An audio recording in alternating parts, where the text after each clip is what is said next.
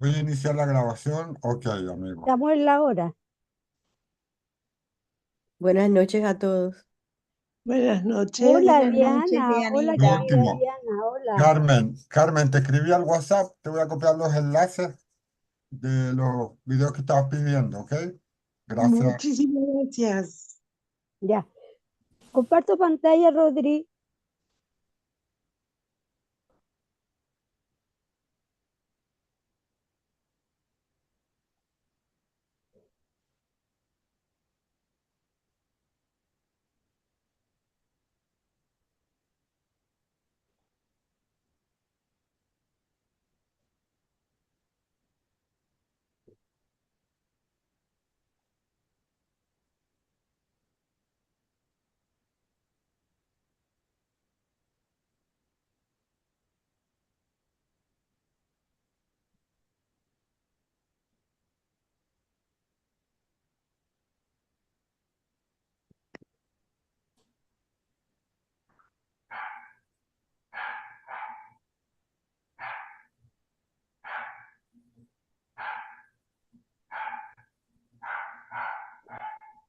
Me gustaría que algunos de los caballeros que hay digan la oración para hacer la dualidad.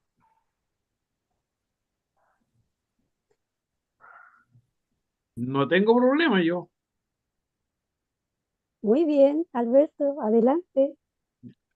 Acrecienta mi amor por ti, oh Dios, para que te pueda servir mejor cada día. Haz que las palabras de mis labios y las meditaciones de mi corazón sean siempre gratas a tus ojos. Oh Señor, mi fuerza y mi redentor, que Dios nos guarde en su santo amor, que así sea. Que Que así así Que sea. sea. así sea. Y así sea. Bueno, estamos en la tercera parte de Parsifal, que es la parte última de ella, de la gran ópera, el gran drama, la gran leyenda Parsifal. Esta leyenda, como ustedes saben, nos habla de las enseñanzas de los Rosacruces. Y como esta ya es la tercera parte, les quiero leer una parte pequeña de la primera parte de Parsifal para que tengan ustedes no se confundan cuando llegue con la tercera parte y final. Parsifal es la leyenda de las enseñanzas rosacruces. El estudiante puede notar fácilmente el alcance espiritual por medio de una vida de pureza y servicio. El aspirante, los caballeros del Grial, por vencer la naturaleza baja, Linxos, gobernando el cuerpo denso o el cuerpo físico, Yundri. Ella puede sublimar por una vida pura y constructiva el fuego espinal hacia la cabeza, entre paréntesis en Monsalva, y lograr la libertad. Así la nueva raza simbolizada por Parsifal ve el sufrimiento causado por el abuso de la fuerza creadora y está elevándose por la generación pura en armonía con las leyes de la naturaleza. Esto es en Lili, resumen. permiso. Sí, Lili, no se está cambiando la imagen, está la carátula nada más. no, es que estoy dando el resumen, Ok, ok. por eso que dejé esta. Pero ya terminé con ese resumen pequeñito que le hacía yo de la primera parte que yo les dije. Y que acuérdense que la primera parte, que era lo que se veía mucho, era lo que se hablaba del arte, que nos mostraba la escultura, la pintura y la música que estaban de acuerdo, ¿no es cierto? Con la forma, con el color y con el tono. Esa es la primera parte de Parsifal. Pero ahora yo creo que ustedes ya se acuerdan con esta poca cosa que yo les acabo de decir y seguimos con la tercera parte y final de Parsifal. En el castillo del Grial se le insta a Anfortas para que celebre el rito sagrado del servicio del Grial. a que descubra el santo cáliz para que su vista pueda renovar el ardor de los caballeros y estimularlos para que efectúen actos de servicio espiritual. Amfortas se resiste, temiendo el sufrimiento que la vista del cáliz le hará sentir. La herida que tiene en el costado siempre vuelve a sangrar a la vista del grial, como la herida del remordimiento nos hace sufrir cuando hemos cometido un pecado contra nuestro ideal. Finalmente, cede a las súplicas combinadas de su padre y de los caballeros y celebra el rito sagrado, aunque está sufriendo al mismo tiempo una atormentadora agonía. Aquí vemos una imagen que yo coloqué como siendo el castillo de Monsalvat, el castillo donde se guardaba el Santo Grial y la lanza sagrada. Y acá vemos a Amforta haciendo el rito del Grial, a pesar de que él está sufriendo horrendamente por la herida conferida con la lanza. Parsifal, que está en un rincón, siente por simpatía el mismo sufrimiento, sin darse cuenta de por qué y cuándo. Gurnemann le pregunta después de la ceremonia, ansiosamente, lo que ha visto. Él se queda mudo y entonces se le echa airadamente fuera del castillo, el desengañado caballero. Los sentimientos y emociones no refrenados por el saber son buenas fuentes de tentación. La misma inocencia y sencillez del alma que aspira al cielo la convierte muchas veces en una fácil presa para el pecado. Para el crecimiento del alma es necesario que estas tentaciones se presenten para hacernos ver nuestros puntos flacos. Aquí vemos a Gurnemann en una escena que se hizo en el teatro, en el Teatro de la Ópera. Y él representa a Gurnemann, un caballero del Grial, el más viejo de ellos.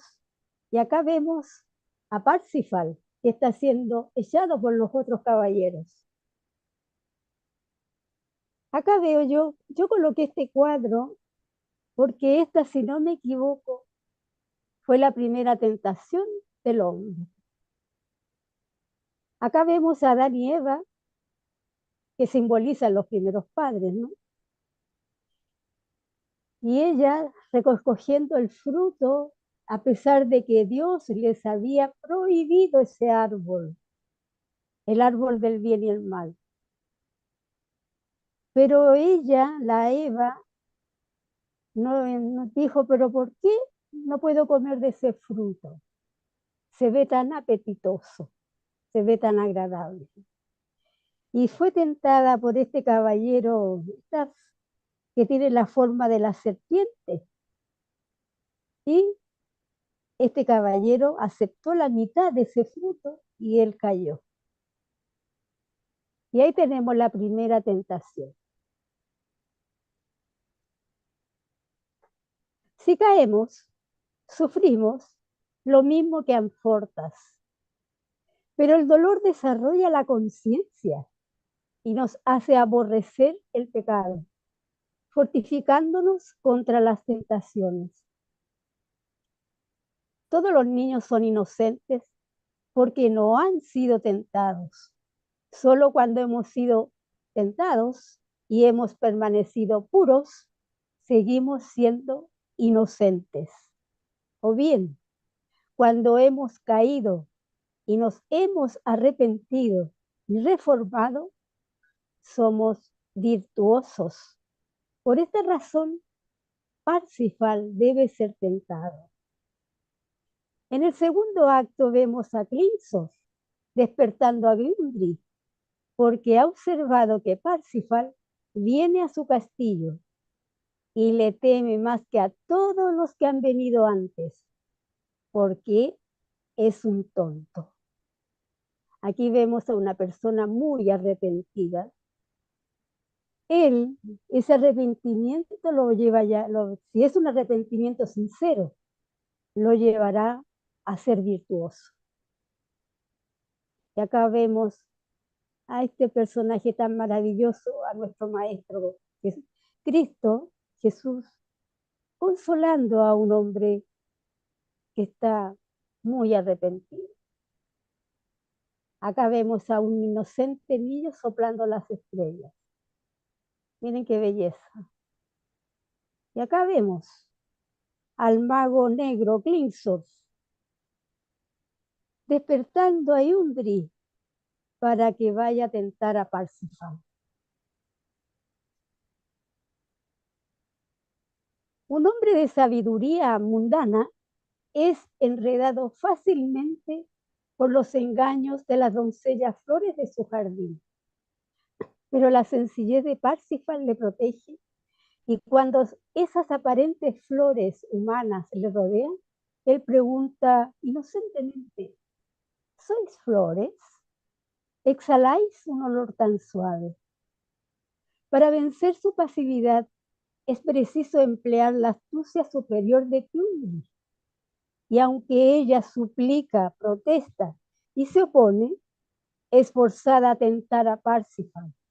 Y a este fin aparece como una mujer de belleza soberana. Llamando a Parsifal por su nombre, este nombre evoca en su pecho recuerdos de su niñez, el amor de su madre. Yundri lo sienta a su lado y empieza delicadamente a actuar sobre sus sentimientos, recordando a su memoria visiones del amor de su madre y de la tristeza sentida cuando él se marchó y de lo cual ella murió. Acá vemos a la doncella Flores que trataron de tentar a Parsifal, pero él en su inocencia no entendió esa parte. Pero acá vemos a Yundri con su belleza soberana, y acá vemos a Parsifal muy desconcertado, digámoslo así, ¿no? Y la mira, y ella lo tienta, primero evocando a su niñez, llamándolo por su nombre suavemente como lo hacía su madre. Pero él no reacciona.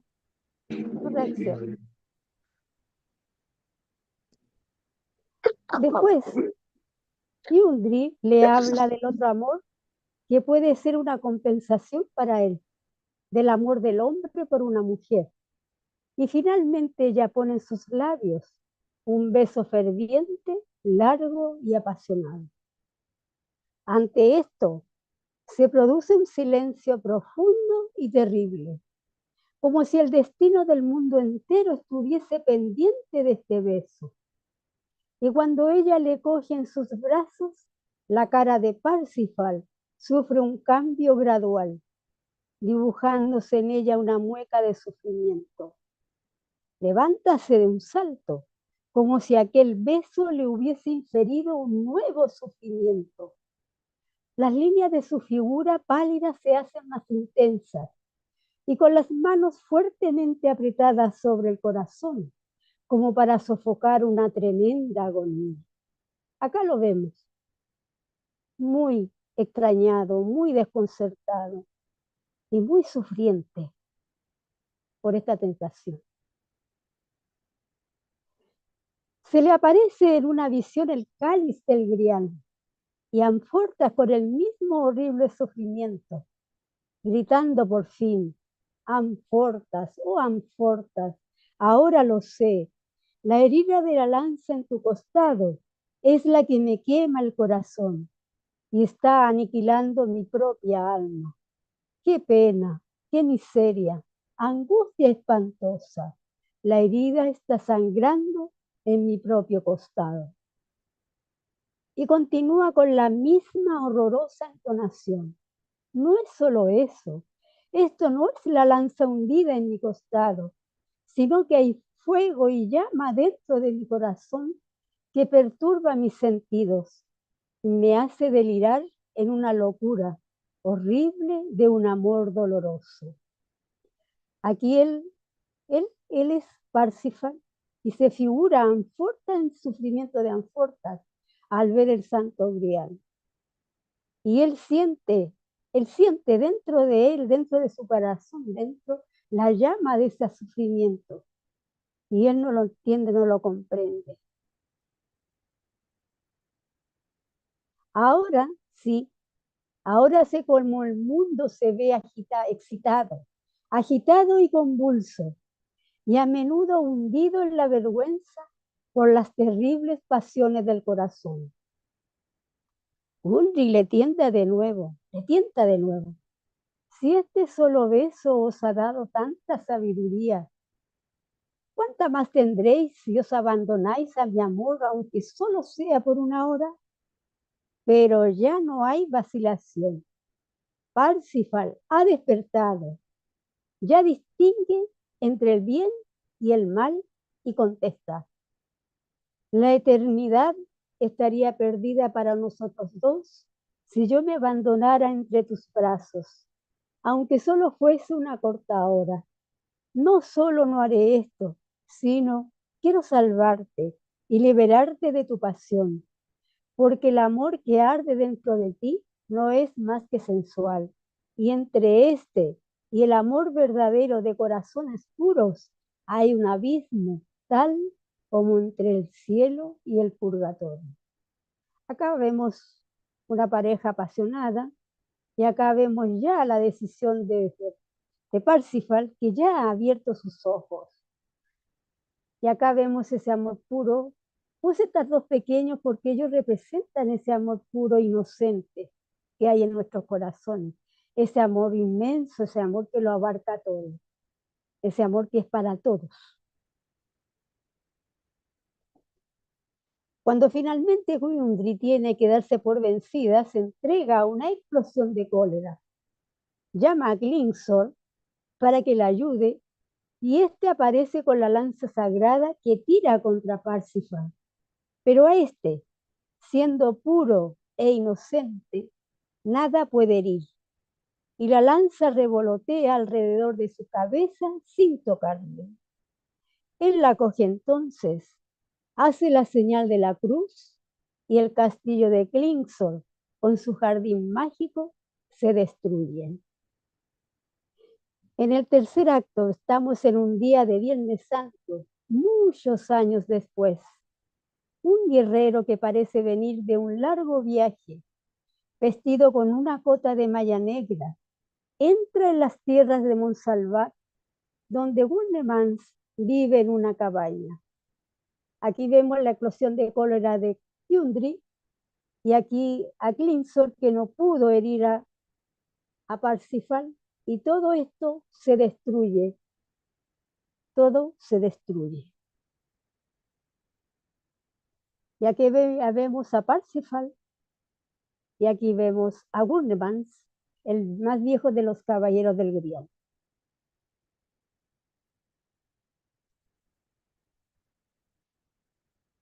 Se quita su casco de acero, apoya su lanza contra una roca y se arrodilla para orar. Wurnemans, entrando en escena con Gundry, reconoce a Parsifal con la lanza sagrada y con gran alegría le da la bienvenida, preguntándole de dónde viene.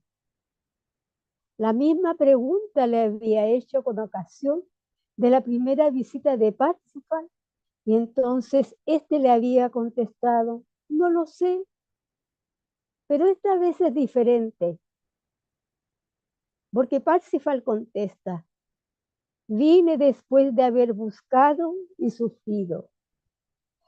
Lo primero significa uno de los vislumbres que el alma percibe de las realidades de la vida superior. Pero lo segundo es la llegada consciente a un nivel superior de actividad espiritual, de aquellos que se han desarrollado como consecuencia de sus penas y sufrimientos. Aquí vemos a Parsifal orando, y aquí vemos cuando ya él ha entrado en la vida superior. Ha visto los primeros vislumbres que su alma percibe y las realidades de la vida superior. Y eso es consecuencia de sus penas y sufrimientos. Parsifal cuenta que muchas veces ha sufrido embestidas de enemigos y hubiera podido escapar por el empleo de la lanza, pero él se abstuvo de hacerlo porque esta es instrumento para curar y no para herir. La lanza es el poder espiritual que se comunica al corazón puro, pero debe solo ser empleada para fines altruistas. La impureza y la pasión ocasionan su pérdida, como sucedió en el caso de Amfortas. Aunque el hombre que posee tal poder pueda ocasionalmente dar de comer a 5.000 personas hambrientas, no le está permitido convertir ni una piedra en pan con el fin de aquietar su propia hambre. Y aunque pueda emplearlo para contener la sangre que corre de la oreja cortada de un centurión, no le es lícito usarlo para contener la sangre que se escapa de su propio costado. Aquí vemos a Parsifal con la lanza que él sí sabe usar, que él puede usarla, porque él sabe que la lanza personifica el poder espiritual. Acá la vemos, la lanza sacral. Y acá vemos a nuestro gran maestro Cristo, cuando alimentaba el alma de sus discípulos con sus enseñanzas, cuando los hacía subir a la montaña. Como se ha dicho siempre de semejante ser, él salvó a los demás, pero a sí mismo no pudo o no quiso salvarse. Parsifal y Gurnemans entran ahora en el castillo del Grial, donde Amfortas es solicitado para que celebre el rito sagrado. Pero se niega a ello con el fin de evitar el sufrimiento que le causa la vista del Santo Grial. Y desnudando su pecho suplica a los caballeros que le maten. En ese momento Parsifal se acerca a él y toca la herida con la lanza, curándola en el acto. Sin embargo, destrona a Amfortas y se hace cargo él de la guardia del Santo Grial y de la lanza sagrada. Aquí vemos a nuestro Maestro Cristo Jesús, que es apoyado con un ángel en su tremenda hora en Getsemaní, esa hora negra cuando todos sus discípulos se durmieron. Y acá vemos a Parsifal con la lanza curando la herida a Amfortas y curándola de inmediato. Solo aquellos que cultivan el desinterés más absoluto, a la vez poseen el mayor discernimiento, están calificados para disfrutar el poder espiritual simbolizado por la lanza. Amfortas la hubiera empleado para atacar y herir a un enemigo. Parsifal no quiso ni siquiera emplearla para su propia defensa. Por esto él puede curar, mientras que Amfortas cayó en el pez foso que él había cavado para Clinsos. En el último acto, Yundri, que representa la naturaleza inferior, no dice más que una palabra: servicio. Ella ayuda a Parsifal, el espíritu, a lograr el ideal por su intachable servicio. En el primer acto, ella se fue a dormir cuando Parsifal visitó el Grial. En aquel estado del desarrollo, el espíritu no puede remontarse al cielo, sino cuando el cuerpo se ha dejado dormido o ha muerto. Pero en el último acto, Yundri, el cuerpo, va también al castillo del Grial, porque ahora está dedicado al yo superior. Y cuando el espíritu, lo mismo que Parsifal, ha llegado a la meta, entonces ha alcanzado el estado de liberación mencionado en el Apocalipsis. Al que venga, yo le convertiré en un pilar de la casa de mi Dios, y ya no saldrá más de allí. Un ser semejante trabajará por la humanidad desde los mundos superiores. No necesita ya ningún nuevo cuerpo físico, porque está más allá de la ley del renacimiento, y por esta razón Yundri muere. Aquí vemos a Parsifal, Gurnemans y Yundri, ya en los mundos superiores. Y acá vemos cuando Yundri muere y es elevada al mundo que está acá. Muchas gracias, amigos. Gracias, Lili. Lili.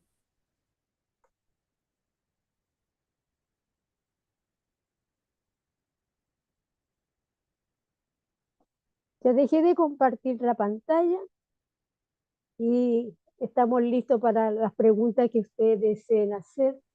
Y acá les voy a pedir la ayuda a mis amigos, porque la verdad que me quedé un poquito cansada.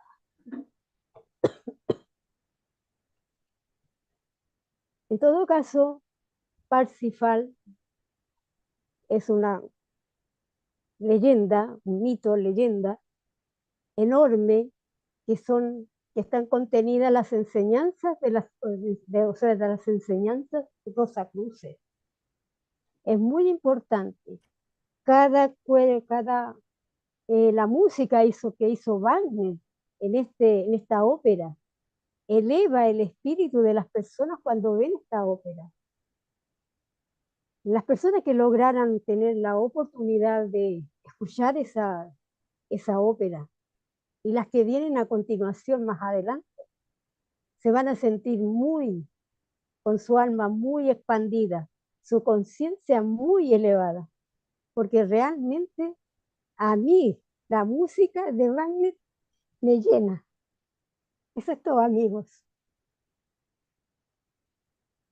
Y espero sus preguntas.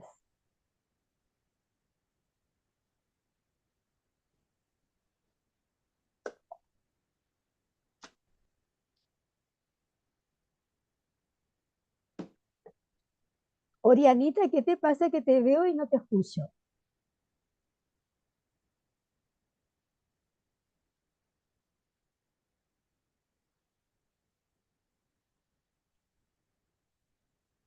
Rodrigo está en la pantalla, Lili, quiere una pregunta. Rodrigo, tienes la mano levantada. Dime, Rodrigo. Sí, ¿me escucha? ¿Sí te escucho? Ya, me gustaría que pudiera profundizar entre la diferencia que hace sobre la pureza de los niños y sobre El la virtuoso. sobre la pureza de alguien que ya no es niño. Pareciera que le dieras más valor a la importancia de alguien que ya no es niño. Eso me gustaría que lo explicara un poco. Bueno, mira, nosotros cuando nacemos venimos total y absolutamente inocentes. El purgatorio nos ha limpiado de todo lo que habíamos dejado en nuestra vida, y cuando volvemos a renacer, ya nosotros venimos de inocentes, con todo velado, ¿no? Como que llegamos por primera vez a una vida física. Y mientras uno es niño, no es tentado, y uno vive la vida de la niñez con una inocencia y una cosa muy hermosa. Pero cuando ya empieza a tener su cuerpo de deseos, que es como a los 14 años, si no me equivoco, ahí ya el niño ya puede ser tentado. Está en él si caiga o no caiga en la tentación. Si él tiene una fuerza poderosa, él no va a caer en una tentación cualquiera y va a seguir siendo inocente. Pero cuando ya uno ya empieza en el contexto de la vida, que le va colocando cada vez más y más cosas por delante, más y más tentaciones, uno va cayendo. Y al final de la vida, uno al caer, pero llega un momento en su vida que él empieza a arrepentirse de todos sus pecados. Y más que nada, a arrepentirse cuando ha hecho mucho abuso de la parte sexual, cuando el abuso ha sido demasiado grande. Ese pecado es más bien fuerte, pero si se arrepiente y empieza a limpiar su cuerpo, a limpiar su alma, a limpiarse completamente, él empieza a hacerse virtuoso. Porque ahí se dice, he pecado, pero he sufrido muchos dolores, muchos pesares, muchos sufrimientos, y por esa misma razón he llegado a limpiarme y ahora me siento virtuoso, porque dejé de ser inocente, pero pequé y me arrepentí. No sé si eso te sirve, Rodrigo. Es que me llama un poco la atención que en el mundo actual de pronto se haga como mucho hincapié en la pureza de los niños. Entonces, como que en general se idealiza un poco, en general los comerciales, las publicidades, se ocupan los niños como para mostrar, no sé, virtudes, que son tan puros, que son tan buenos. Entonces es un poco, esto podría ser un poco, no sé, llamar la atención a una persona que no conociera esta filosofía de por qué se dice que un niño no es realmente virtuoso y que una persona adulta sí. Esto quisiera entenderlo un poquito más. Bueno, mira, yo le voy a decir a Marco que te explique.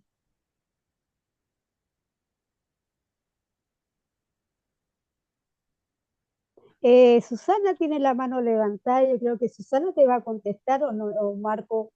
No, que Marco hable, que primero hable Marco. Ya, Marco dice Susana que hable.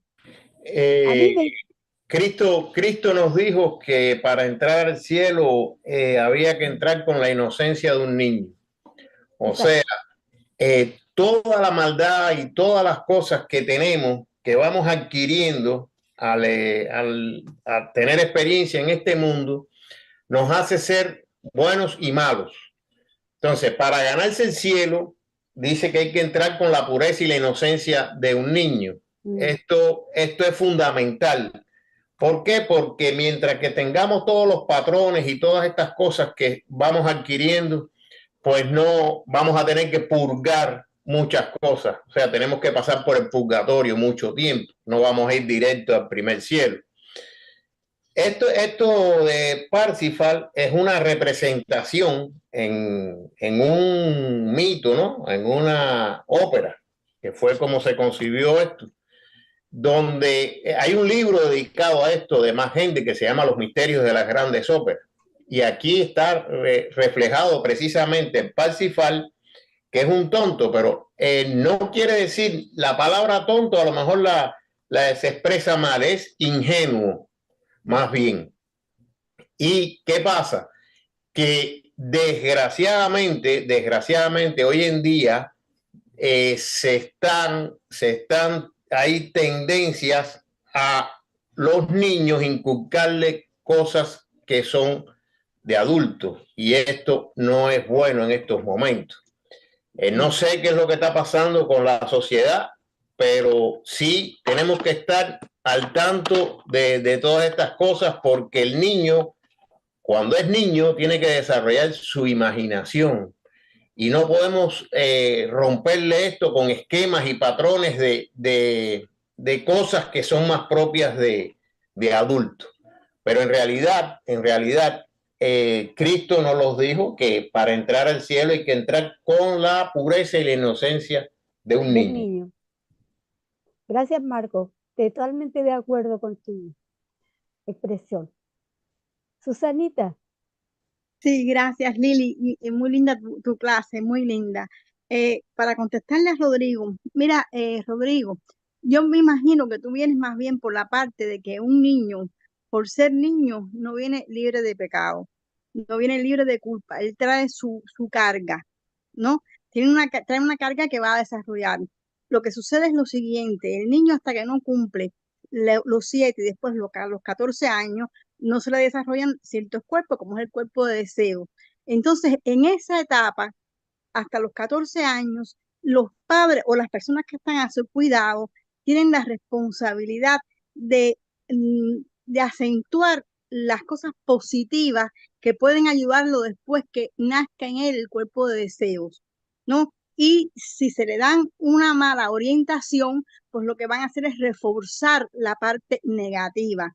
Entonces, cuando me imagino que cuando Lili dice que tú dices que él le da más importancia a un adulto que es puro, es porque el adulto, después que ya tiene el cuerpo de deseos desarrollado y mantiene la pureza, es porque ya de por sí él ha vencido, está venciendo ciertas cosas que puede traer consigo, ¿entiendes? O ya viene más limpio o sencillamente por un problema de su libre albedrío, pues él va limpiando con su esfuerzo, con su voluntad, va limpiando las tentaciones que se le presenten en el camino. Entonces ahí la pureza tiene un gran valor. De niño, esas tentaciones no vienen porque no tiene desarrollado el cuerpo de deseo, y es por eso que se dice la inocencia de un niño, pero el niño sí viene con su carga, que después que el cuerpo de deseos aparece,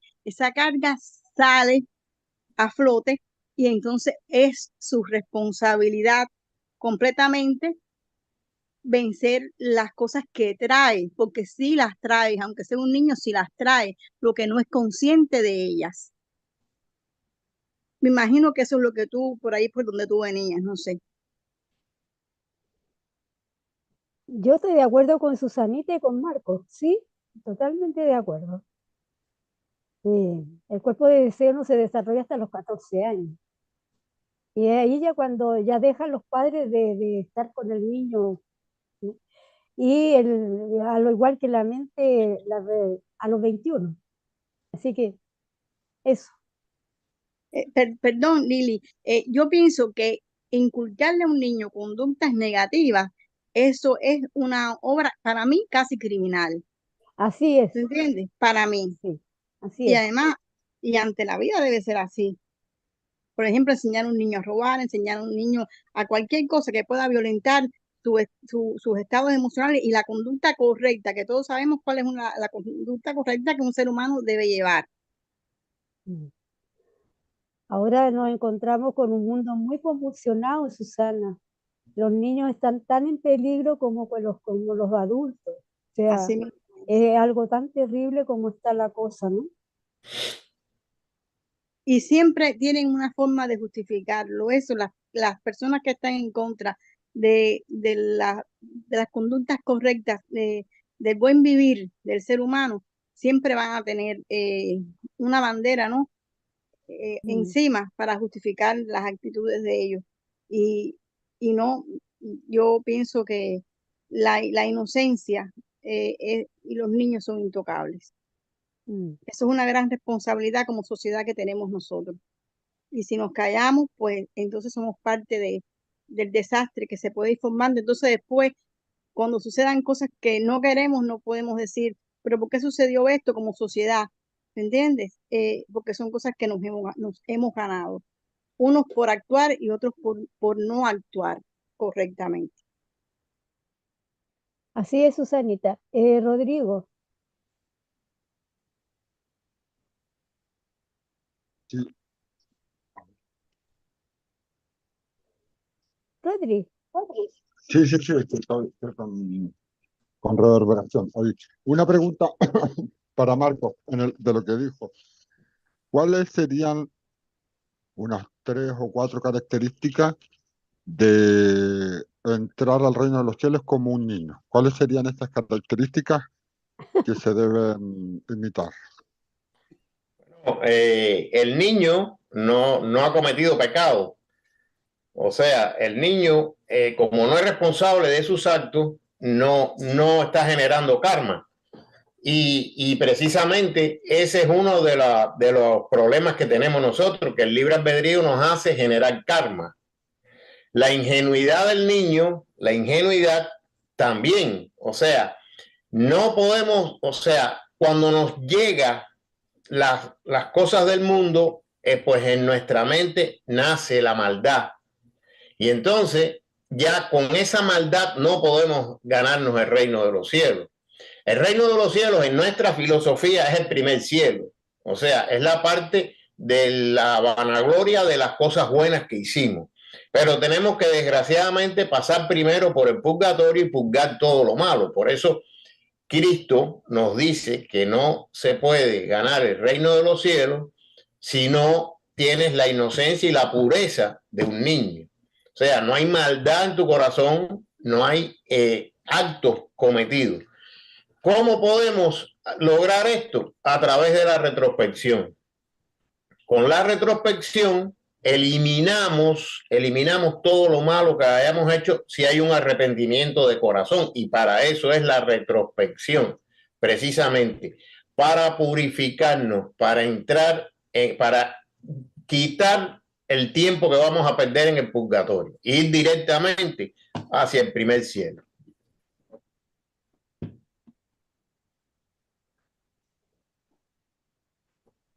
Conforme, Rodrigo.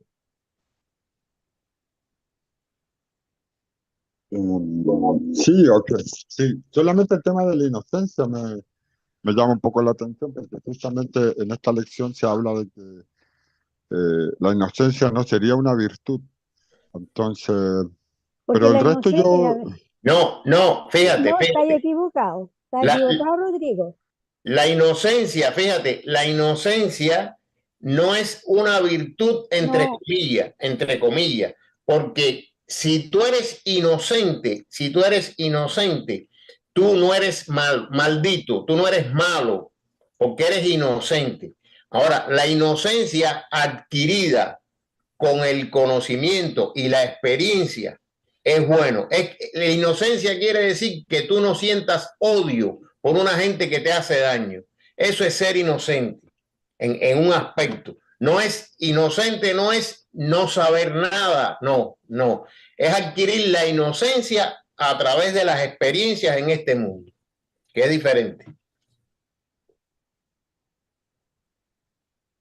Que Rodrigo siempre ha confundido la inocencia con la virtud. No la comprendió totalmente. Lili, ¿puedo hablar? Sí, sí. Ay, disculpa que te interrumpí ahora. No, es para decirle a Rodrigo que la inocencia no es una virtud, es una condición. Una condición.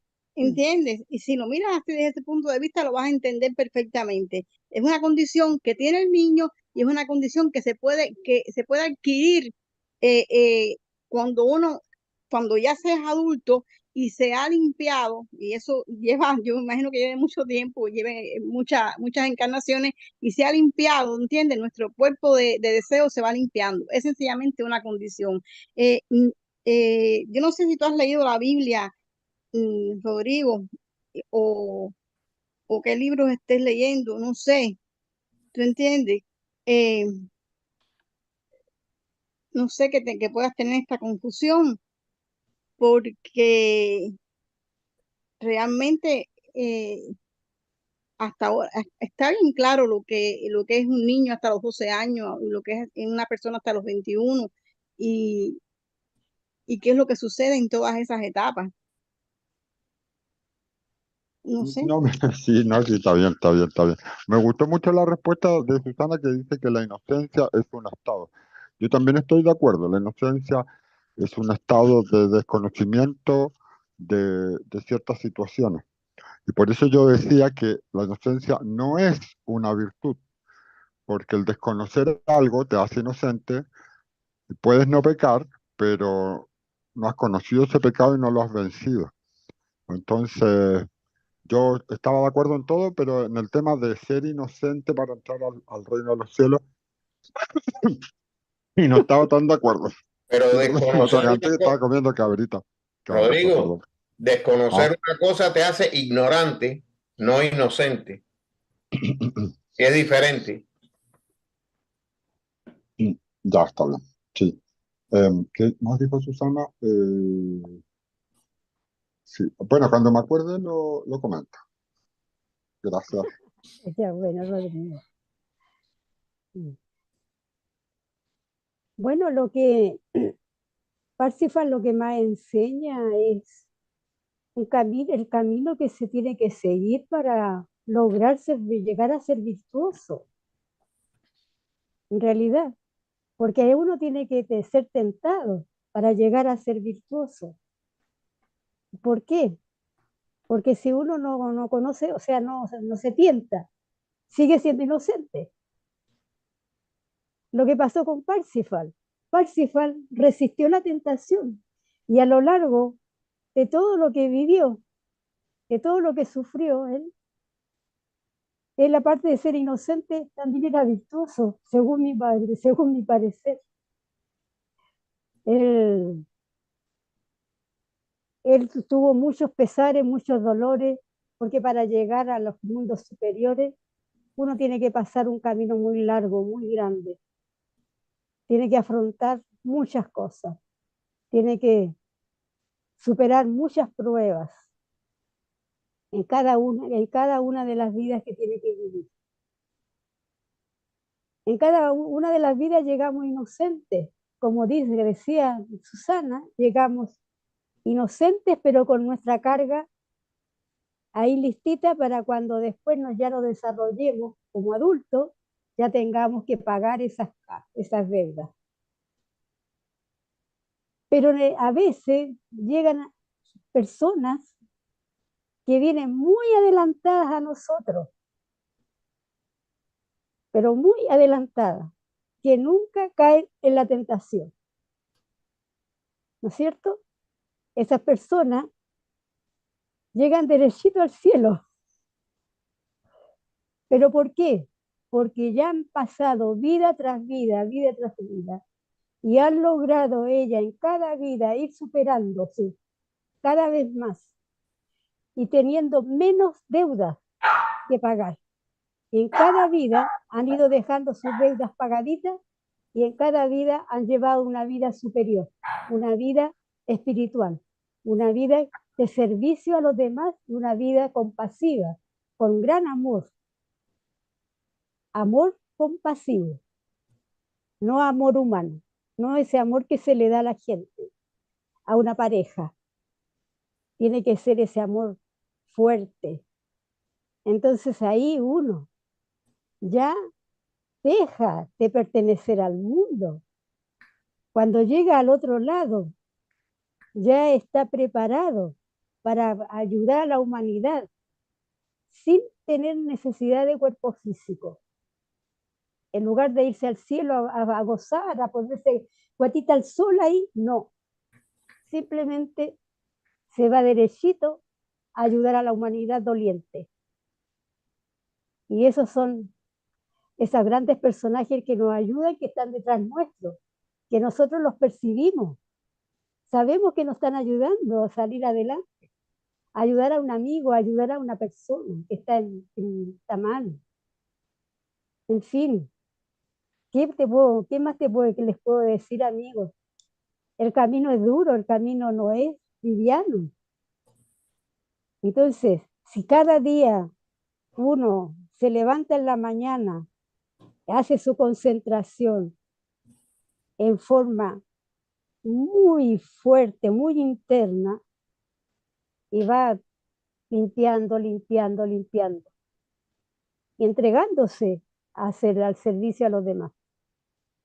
Es lo que le pasó a Kunti, ella entregó su servicio y logró subir, logró llegar a la parte superior por su gran servicio. Sí, Marco. Sí, estamos filosofando sobre la inocencia. Y yo fui al diccionario de la Real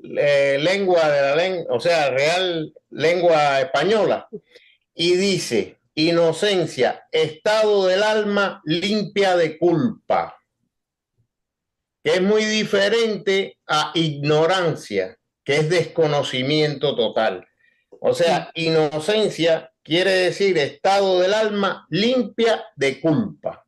Por eso, para entrar al cielo, hay que entrar con el estado del alma limpia de culpa.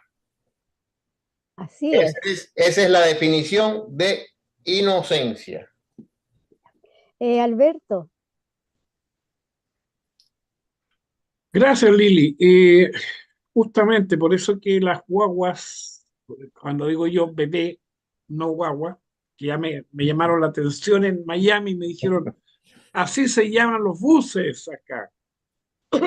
Así que bebé, nacen de esa forma, inocentes. Y la verdad es que la inocencia es esa, no es ignorancia, es un espíritu libre de culpa. Cuando una persona no sabe lo que es matar. Fíjense que lo más importante aquí es cuando él mata a un cisne. Y él está libre de culpa, o sea, no sabe que matar es malo. Y ese es uno de los motivos que está indicando que él en esos momentos es realmente digno. Por eso le dicen el tonto. Lo confunden fundamentalmente con un tonto. No, él porque es puro de espíritu. Esto me llama mucho la atención, que fíjense que en la hoja número, si no me equivoco, en la número 7, en la diapositiva número 7, tú pones ahí el beso que le dan, ¿no es cierto? Y el beso que le dan es justamente hace un acto de conciencia. A partir de esos momentos él se da cuenta lo que significa bien y lo que significa mal. Antes no lo tiene. Fíjate que me estaba acordando de Adán y Eva. Pasa exactamente lo mismo. Hay un acto de conciencia al momento de morder la manzana.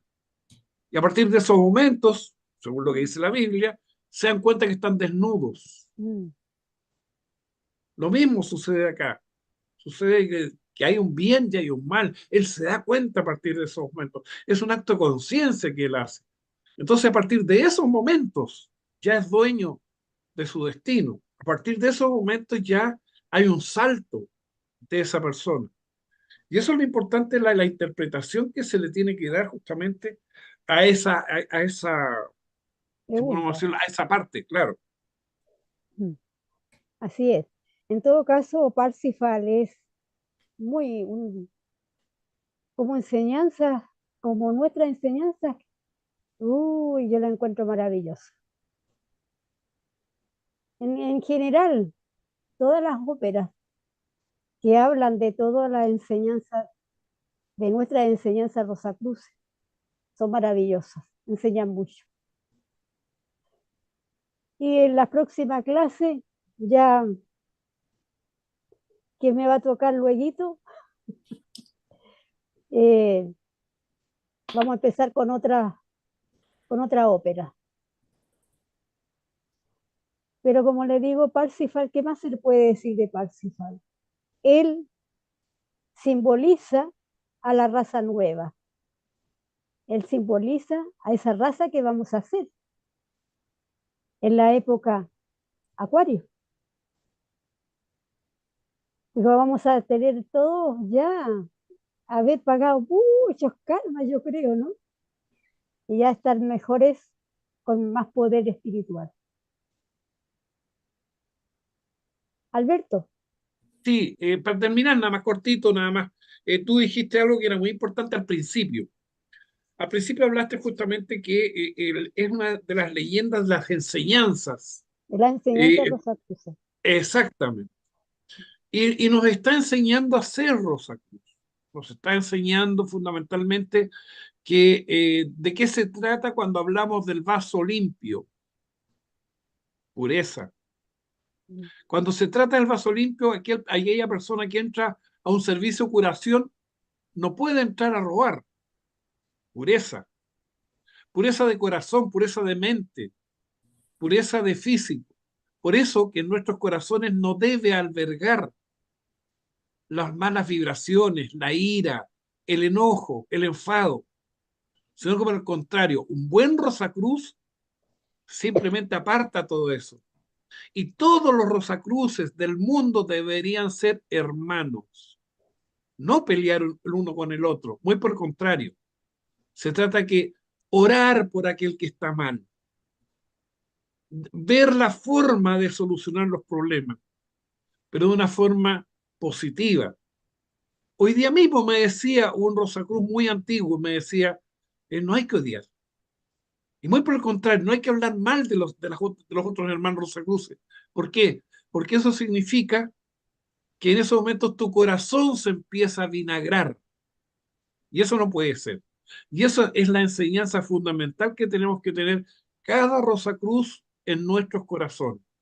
Fundamentalmente. Esto es todo cortito, no quiero contaminar, hablar mucho. Gracias. Gracias, Alberto. Está bien. Eso lo tenemos claro en realidad, ¿no? Personalmente yo hago curación individual. No la hago todavía, no voy a curaciones porque mi salud no ha estado un poquito resentida. Entonces prefiero hacer una curación, digamos, con las pequeñas energías que pueda tener mejores. Porque si no irías a robar, exacto, está bien. Pues. Claro que si no, no, eso no está conmigo. En fin, no sé, ¿alguien más tiene alguna Sí, pregunta? Rodrigo está con la mano Perdón, levantada. Rodrigo, no te había visto tu dedito. Gracias. Rodrigo. Tengo otra pregunta, pero voy a leer un párrafo del concepto Rosacruz. A ver, es la página 143. Es la influencia de Mercurio, no, la raza lemúrica, perdón. Es un pedacito, ¿ya? Si me permiten. Dice lo siguiente.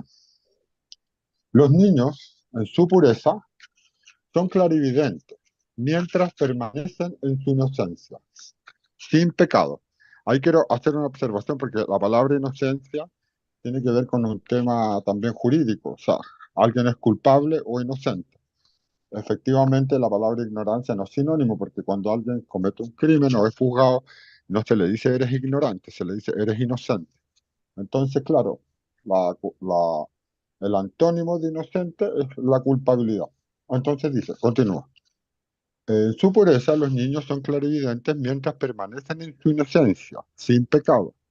Así también eran los lemures, quienes eran puros inocentes y poseían una percepción interna. Luego dice, la inocencia, sin embargo, no es sinónima de virtud. La inocencia es la infancia de la ignorancia. La inocencia es la infancia de la ignorancia y no puede conservarse en un universo en el que el propósito de la evolución es la adquisición de la sabiduría. Para llegar a ese fin, se debe tener el conocimiento del bien y el mal, de lo justo y lo injusto, y la libertad de elección en el obrar. Eso quería hacer como comentario de esta parte. Obviamente yo creo que cuando Cristo dijo a un grupo de adultos, tienen que ser como niños, no se estaba refiriendo a que tenían que estar en un estado de niñez, porque si no simplemente Dios en su plan terminaría la vida de los seres humanos siendo niños y así todos serían salvos e irían al cielo. Entonces, obviamente que se lo está diciendo a un grupo de adultos para que copien algunas virtudes de los niños. Esa era la pregunta que yo hacía. ¿Qué virtudes son las que tienen los niños? De las que recuerdo del concepto Rosacruz, una es el deseo de aprender. De hecho, Palabras al Sabio, que es la introducción al concepto Rosacruz, lo primero que dice es, cuando tú abandones la creencia de que lo sabes todo y seas como un niño, es decir, con las ganas de aprender sobre todo, estarás listo para continuar el camino. Otra puede ser el perdón. Yo creo, los niños son muy buenos para perdonar a pesar de haberse peleado, tienen un corazón bastante noble, los cuales después de un ratito les permite darse la mano entre dos niños que se han peleado, digamos, y perdonarse. Y esa era más o menos la pregunta. Pero lo que quería preguntar ahora era acerca del grial. El grial, hay bastante literatura y mitos. En nuestra filosofía parece ser un símbolo de algo que está en nuestro interior. Pero quería preguntar si pudo haber existido realmente un grial y si hay algunas características de ese grial, si, si tiene, no sé, poderes o cosas así, o simplemente el grial nunca existió y es un símbolo. Eso quería preguntar. Susana, Sí, gracias. Lili. Primero quiero saber si a Rodrigo le quedó claro que es una condición lo que él estaba preguntando, que no es que sea bueno, que sea malo, que sencillamente es una condición. Porque eso es muy importante que quede claro, Rodrigo. Que tú bueno, puedes ser adulto y tener esa condición, ¿entiendes? Y puede ser, puedes no ser pecador, pero es una condición sencillamente, no hay de otra, ¿entiendes? Por eso es que Cristo dice, sé puro como un niño, ¿entiendes? Ahora bien, quería referirme ahora a lo que Alberto estaba diciendo, que Alberto dice que los Rosacruces deben ser, mm, la palabra, Alberto, que usaste, debemos ser los estudiantes Rosacruces, Alberto. Bueno, debemos ser correctos, según decía Alberto. Y yo, por supuesto, que estoy muy de acuerdo con Alberto, pero yo diría más, los estudiantes Rosacruces, no. Las personas que seguimos a Cristo, no importa si somos estudiantes Rosacruces, si somos católicos, si decimos que somos protestantes, no importa. Las personas que decimos que seguimos a Cristo, debemos cumplir con sus mandamientos. Eso no es fácil, cumplir con todos sus mandamientos, porque el primero de todos es ama a Dios por encima de todas las cosas. Cuando se dice ama a Dios por encima de todas las cosas, es que ames cada cosa que está en Dios. Y cada uno de nosotros está en Dios. O sea que debemos amarnos todos. Eso es una tarea muy, muy difícil. Y después no, lo hace más específico cuando nos dice ama a tu prójimo como a ti mismo. O sea, eso lo hace más específico. Ama al que está frente a ti, al que te hirió, al que te molestó, con el que tú no simpatizas, ámalo como a ti mismo. Eso es difícil, sumamente difícil. Pero es una tarea que siempre vamos a tener pendiente hasta que podamos cumplirla, que en algún momento, con el favor de Dios, con mucha voluntad, yo pienso que sí lo vamos a lograr. O sea que no es un problema de nosotros los estudiantes Rosacruces, es un problema, yo pienso que de todos, voy a decir de todos los que seguimos el camino de Cristo, pero realmente es de toda la humanidad. Pienso yo que es de toda la humanidad. Es una tarea pendiente ahí constantemente, que la tenemos ahí colgando siempre. O sea, es muy difícil, porque hay quien dice, no, yo perdoné porque olvidé. No, usted no perdonó porque olvidó. Usted, si olvidó, no perdonó. Uno debe recordar las cosas y recordar las malas que nos han hecho sin rencor, sin resentimiento, sin odio, sin ningún sentimiento malo, sencillamente recordarla y ya. O sea que olvidar no es perdonar. A veces pensamos que hemos perdonado, pero cuando nos pinchan de nuevo con el mismo aguijón, volvemos a saltar y volvemos a tener la experiencia y así poquito a poco vamos desarrollando lo que es el perdón, que no es fácil, no es problema de una vida. Yo puedo decir aquí ahora, tenemos que desarrollar el perdón, tenemos que no hablar, tenemos que no ser así, tenemos que no ser atado. Y lo puedo decir como un médico te dice, no fumes. Ese ejemplo siempre lo pongo, no fumes porque el cigarro hace daño. Y el médico fuma, pero lo que él te dice es cierto, el cigarro hace daño. No importa que el médico fume. el cigarro. Amén de eso, el cigarro hace daño. Así que es muy cierto lo que dice Alberto. Eso es tarea pendiente que tenemos. Gracias, Susana. Marco, No, Alberto. a- Alberto, Gracias, sí, Alberto, gracias. sí. Lo que pasa es que para complementar lo de Susana, hay una obra en el concepto de los sacros del cosmos que habla Max Hendel del el concepto sobre, no me acuerdo cómo, Launfal, aquel caballero que sale de su castillo y que va a buscar el Santo Grial y que ¿Anforta? se da cuenta, y al final no me acuerdo en No, estos Till momentos el nombre Lanford. de... ¿Quién? Anfortas es el que sale a buscar a Clinson con la lanza y se la No. pierde. El que está en el concepto de los sacros del cosmos, Lanford. Launfal, Till el Lanford que... va a buscar, pasa toda su vida buscando el Grial Exacto. y cuando Sí, vuelve, sin encontrarlo, se da Ah, cuenta que estaba está donde, en su en el corazón. interior, donde siempre está, claro. Exacto. Y eso es la demostración lógica de que realmente a dónde debemos de buscar el Santo Grial es ahí, no en otro debe lado. ser No existe. dentro nuestro, Así es. es la Dentro sangre del de Cristo, en el es corazón Cristo, nuestro debe estar el Santo Grial, justamente de. exactamente. Y entonces es una Todo obra es es simbólica, por eso, porque también el Santo Grial es simbólico. exacto. Entonces, ¿qué lo sucede eso? Sucede que nosotros todos los años, Mm, está el dicho que dice, por más que 1000 veces nazca el niño Jesús en Belén, si no está dentro de tu corazón no sirve de nada. exactamente. Y eso es justamente el trabajo que tenemos que hacer todos nosotros. Encontrar ese Cristo naciente en nuestros corazones. Una vez que ya lo tenemos, una vez que ya comenzamos nuestra vida espiritual, fundamentalmente, estamos justamente trabajando en el Santo Grial.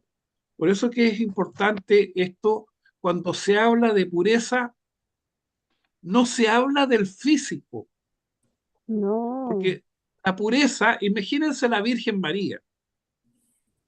De la Virgen María, que ya hemos visto varias conferencias y varias discusiones con esto, también no estamos hablando de su virginidad física, estamos hablando de la pureza del alma y del espíritu, que eso ya está con ella, el traje novia, hace mucho tiempo. Eso es lo que nosotros debemos aspirar, nosotros debemos alcanzar eso, a través del alma, llegar a nuestros espíritus y obtener ese tipo de pureza. Ese tipo de pureza no se puede tener aquí en la parte física, se entrega en otros planos, mucho más altos, pero debemos empezar y empezar de a poco. Y esa pureza, por eso que no nos veamos esa pureza en lo físico. Pues también yo puedo decir, un león mata para comer, pero por eso va a ser impuro. No, simplemente él come. Y matar para él, para comer, no es un acto que pudiéramos decir malo. Y mucha gente aquí mata animales para comérselos. Y eso tampoco es malo, pero significa que matar sí es malo. Entonces empiezan la guerra de conflictos, qué es lo que es, qué es lo que no es.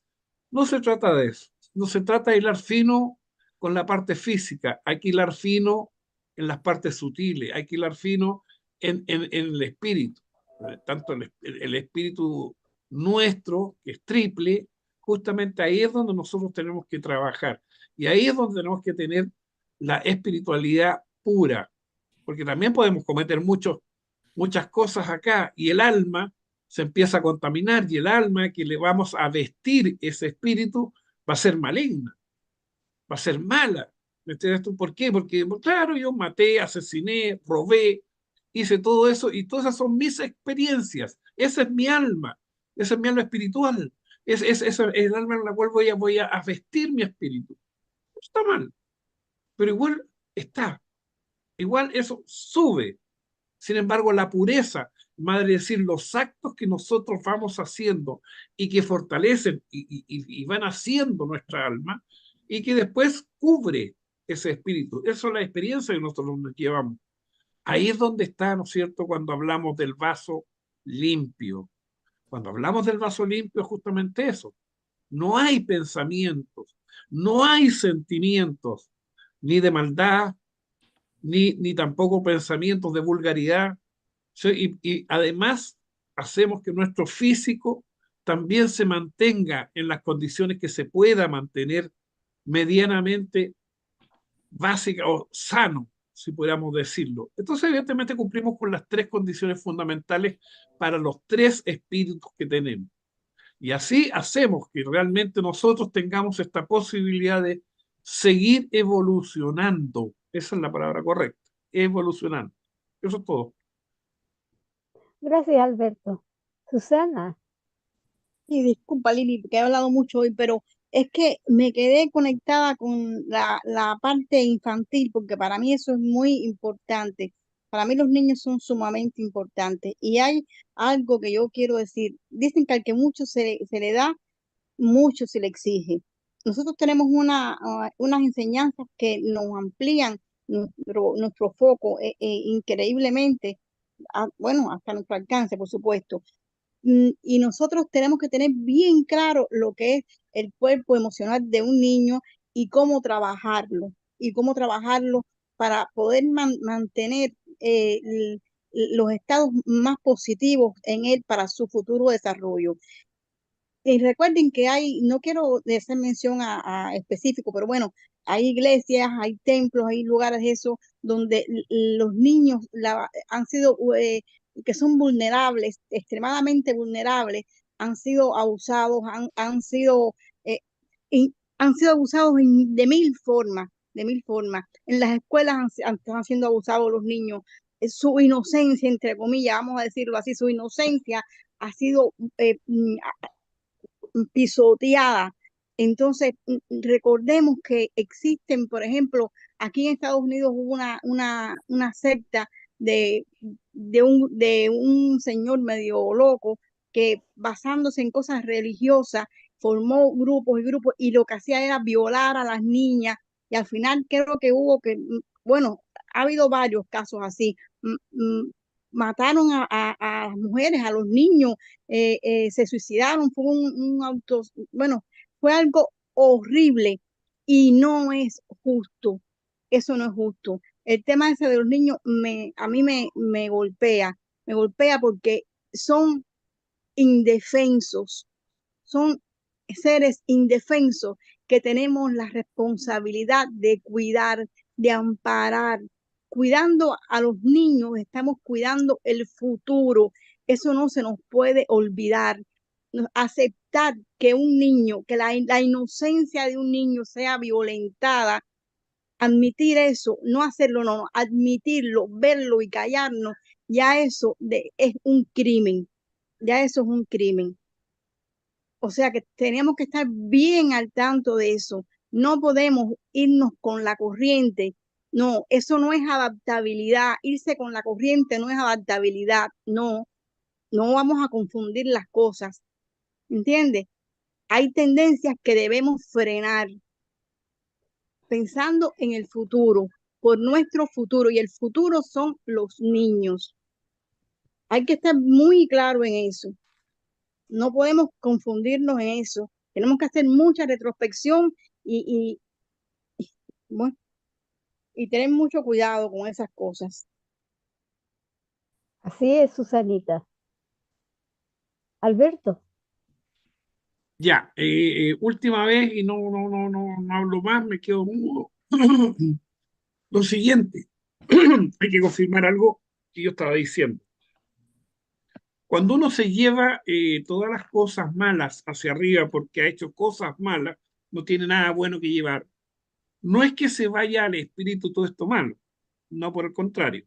No nos olvidemos que nosotros pasamos por filtros para no contaminar hacia arriba lo que llevamos, ¿no es cierto?, de impurezas acá. Las impurezas quedan acá. Pero el extracto de esas impurezas, las ideas, los sentimientos, los rencores, los odios, todas esas cosas que ya no se olviden en el purgatorio. Para eso está ese filtro.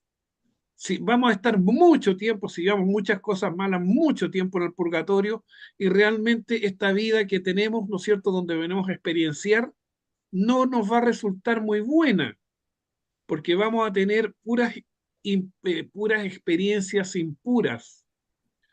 Evidentemente que se va a depurar el espíritu ahí. Evidentemente ese espíritu necesita muchas encarnaciones, ir viviendo las cosas de a una, y los hermanos mayores que están en estos momentos tienen la posibilidad de ir haciendo que esa persona tantas veces llegue a la tierra a experienciar, justamente para ir recuperando lo que él necesita recuperar. No es que nosotros nos vayamos espiritualmente, ¿no es cierto? Y el espíritu divino, el espíritu de vida y el espíritu humano estén contaminados, ¿no es cierto?, con todo lo malo. No. O sea, no nos olvidemos que está ese filtro para poder depurar las cosas, pero no serán muy felices las que sean. Eso era todo. Más que nada rectificar lo que estoy diciendo. Gracias, Alberto. Rodrigo. Bueno, Marco, tú no querías Sí, hablar. sí, No, no, Marquito, habla. No, no, adelante, Marco. bajé Ya, la mano. ya, Ya se dijo todo. está bien. No, bueno, Ya, Rodrigo. sí, no, antes de insistir en la pregunta que había hecho, eh, yo he leído y he recolectado alguna cosa sobre los niños de la literatura de Max Herndon. En general, en los niños, en esta etapa, el cuerpo, digamos que está activando ya sus facultades positivas, es el cuerpo vital. El cuerpo de deseos y la mente están aún bajo, digamos, administración o están en realidad ocupando lo que se llama eh, los cuerpos macrocósmicos de la Tierra. Entonces, lo único que realmente hay que inculcar repetitivamente, o sea, primeramente o fundamentalmente en un niño es la repetición. Eh, Inculcarle sobre cosas de deseo, por ejemplo, adelantar los estímulos de bajas pasiones o de lo que sea de pasiones de deseo en un niño, le va a formar negativamente cuando él ya desarrolle su cuerpo de deseo. Lo mismo en la mente.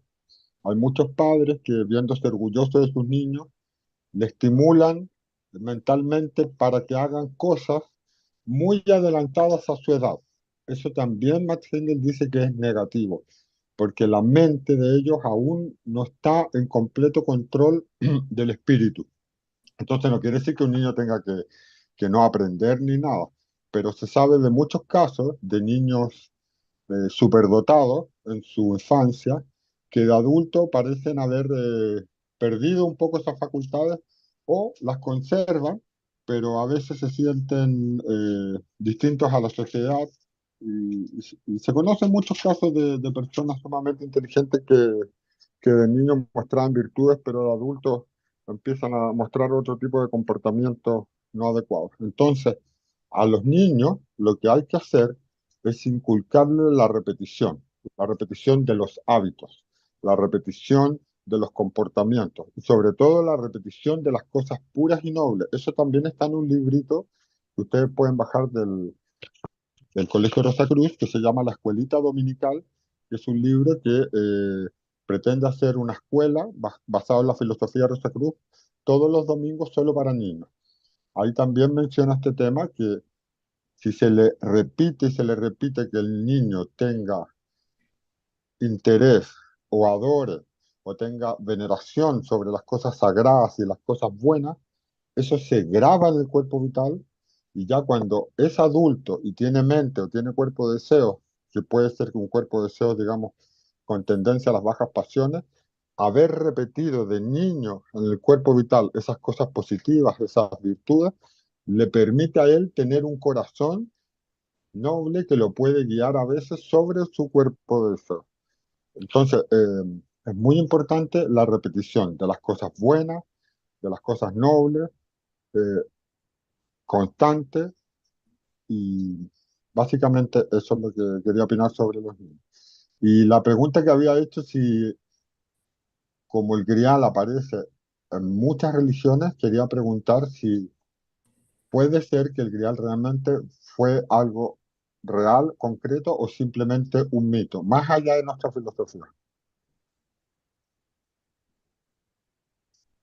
No te entendí la pregunta. Marco. Sí, Y el grial, voy a sí. leer aquí un pedacito del libro Cristianismo Rosacruz. y dice, esta concepción está también encerrada en el cáliz que se usa en las iglesias, que alegoriza el ideal por el que debemos luchar, y en alemán el cáliz de la comunión tiene el mismo nombre que la vaina de la flor, Kelch.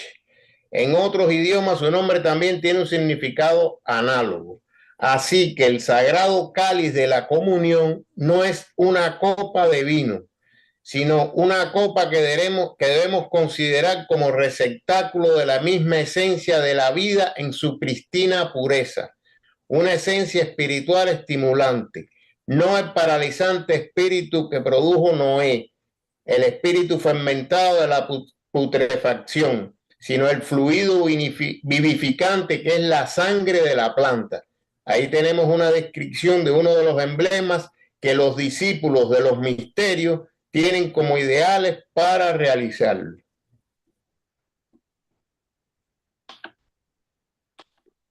Cristianismo. Muy bien, Marco. Muy bien.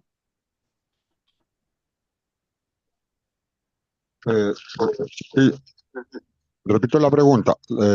Si el grial pudo haber sido algo que existió realmente. Sí, Porque sí, Sí es un existió. mito muy antiguo de dice que Hendel que fue. recogió la sangre de Cristo y tenía poderes y cosas así.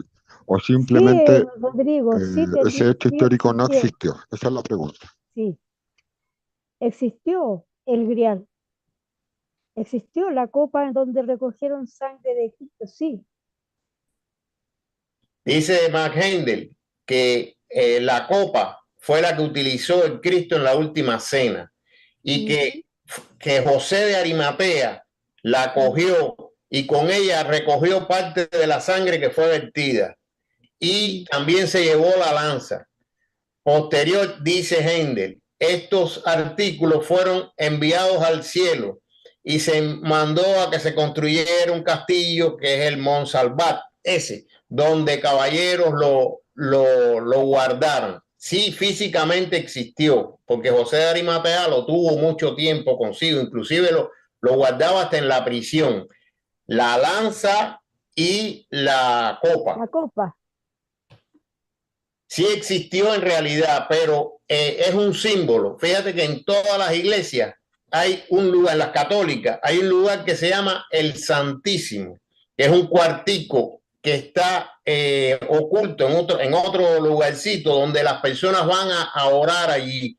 Y no hay una cruz, no hay un Cristo, lo que hay es una copa con un destello arriba, que es el santo grial precisamente, es la representación de eso.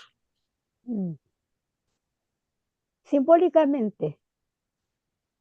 Casualmente ahorita estábamos Susana y yo mirando una procesión que ocurrió, creo que en Indiana, aquí en los Estados Unidos, que iban con la procesión, era una copa, o sea, era el Santísimo, lo que iba en la procesión y una extraordinaria multitud de personas en ese estado, atrás de esa procesión inmensa. Habían una serie de personas vestidas de blanco, sacerdotes. Aquello fue, vaya, yo me sorprendí, en realidad me sorprendí por la cantidad de personas que estaban allí asistiendo a esa actividad religiosa.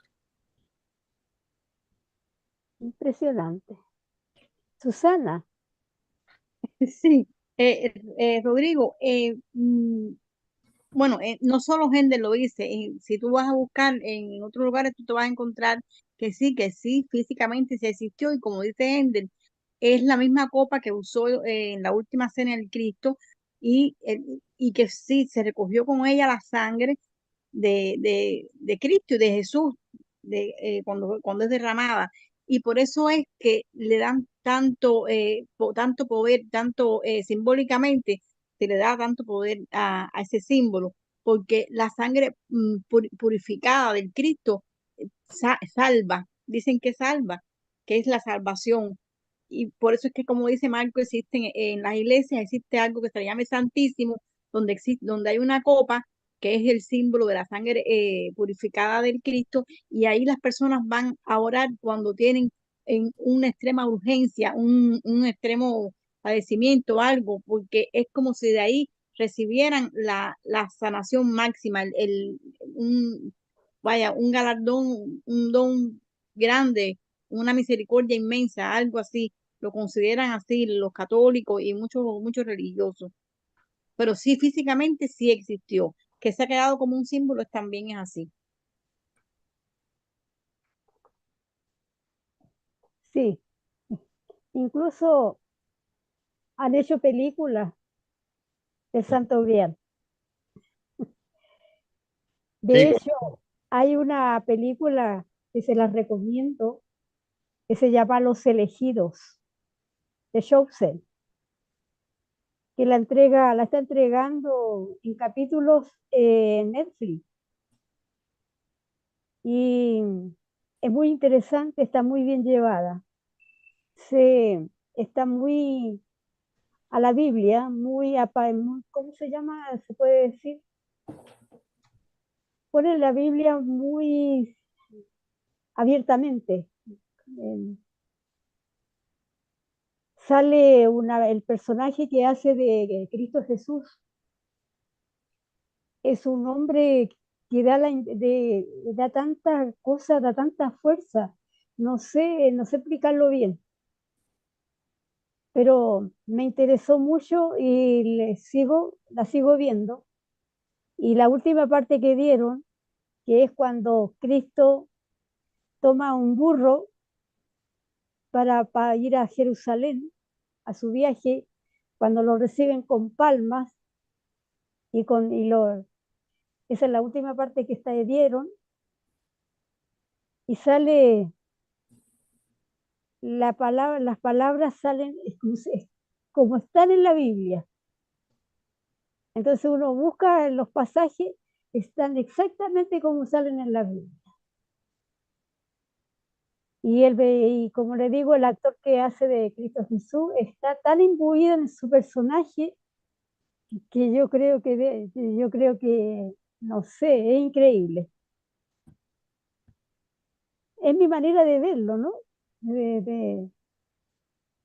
Pero me impactó ver las primeras partes de ese porque está muy bien realizada. Rodrigo, Gracias. Sí, me llamaba a la atención del Santo Grial porque cuando ya empieza como la leyenda, la parte leyenda, ya más allá del hecho histórico de haber estado, digamos, en la última cena, la leyenda comienza un poco con los caballeros templarios, o unos caballeros. De hecho, acá en el Sir Laurel también dice los caballeros del Santo Grial. Y ya hay dos reliquias que han estado en permanente búsqueda por la parte religiosa. Uno es el Arca de la Alianza, de la cual se dice que aún no ha sido encontrada, y otro es el Grial, que también no ha sido encontrado y hay bastante búsqueda.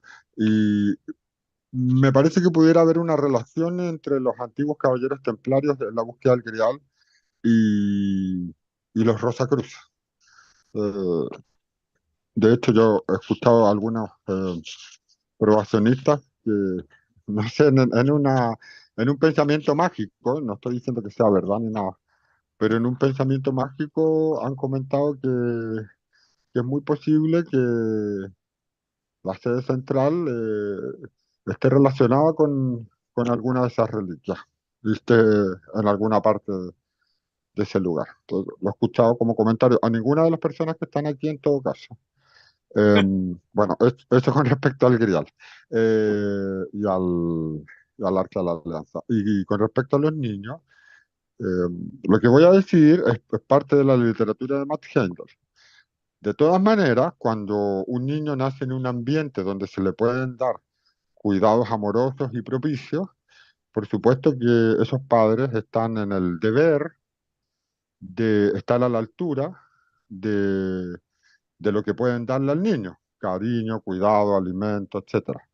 Pero también sabemos que no todas las condiciones mundiales son iguales y que a veces nacen niños a la tutela de padres que no por ser malos, sino que por su propia educación o ignorancia, a veces pueden tener comportamientos un poco duros.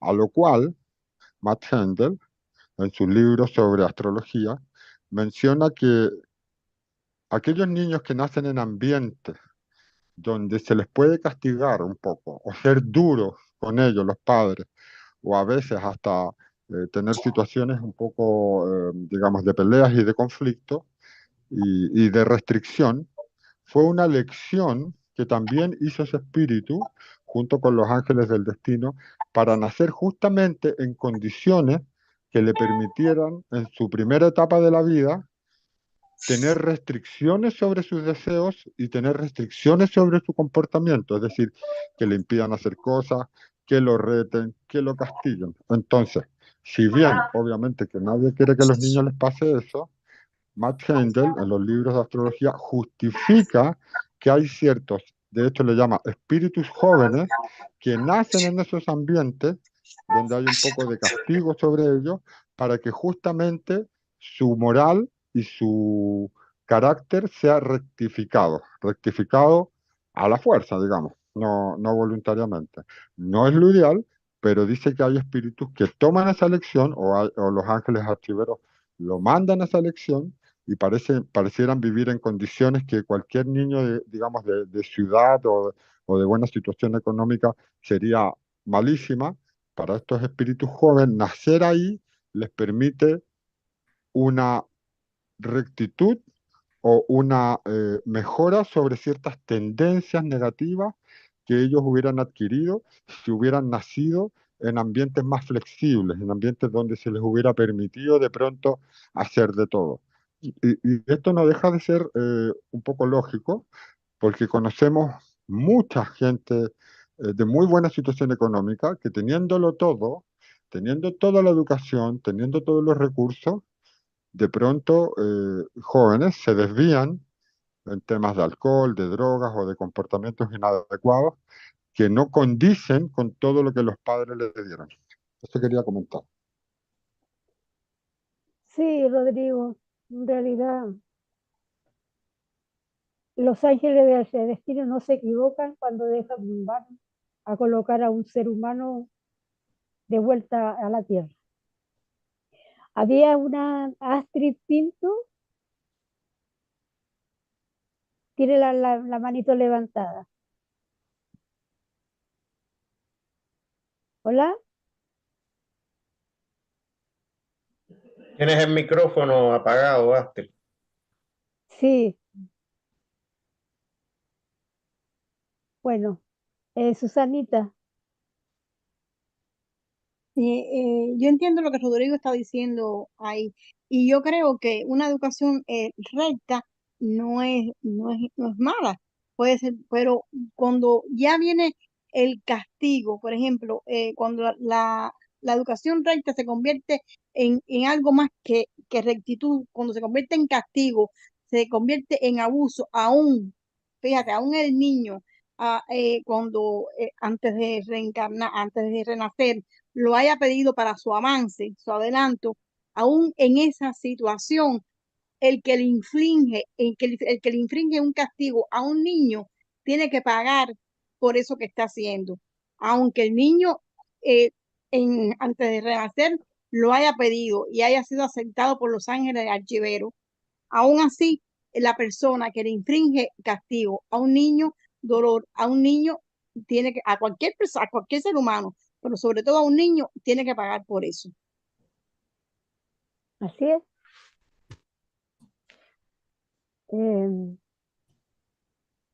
Bueno,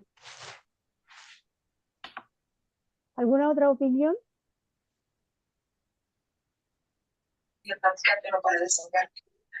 Astrid, No, discúlpeme, es que se me levantó la manito, pero no. He entendido todo. Muchísimas gracias. ya.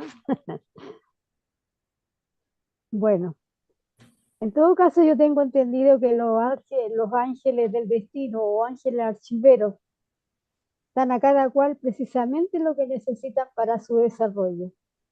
Y reúnen a padres y reúnen a hijos.